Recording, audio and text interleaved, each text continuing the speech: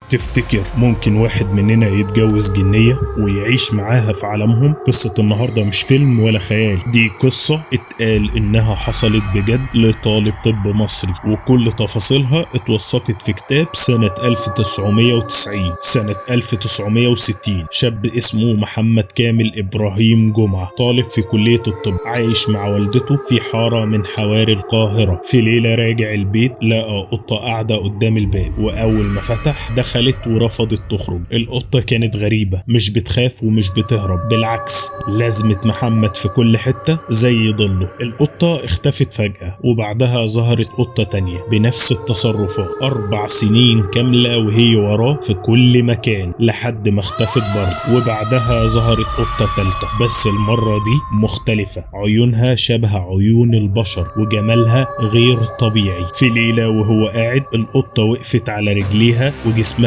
بدأ يتغير والوبر يختفي، لحد ما قدامه وقفت بنت من أجمل ما يكون. البنت قالت له: أنا اسمي زراكش من عالم الجن، بحبك وعايزة أتجوزك، بس في 7 شروط لازم تمشي عليهم وإلا حياتك هتتحول لجحيم. وفعلا في الليلة اللي بعدها حضر 5 من الجن لابسين لبس شبه الفراعنة وعملوا عقد الجواز بينهم. ومن اليوم ده محمد بقى عايش مع جنية محدش غيره شايفها، كانت تظهر له في صورة ستات هو بيعجب بيهم، وكانت كل فترة تاخده لعالمهم السفلي، عالم غريب، بيوت دائرية من غير سقف، ناس شبه البشر لكن عيونهم مختلفة، وشوارع بلا أي حياة. عدى سنين وهو متجوزها وخلف منها 2 بنتين، لكن كل بنت بتتسلم لعالم الجن زي ما اتفق. في مرة بنته الكبيرة قالت له سر خطير: احنا بنحتفل كل فترة بمثلث برمودا وبنعلق جماجم البشر المفقودين هناك.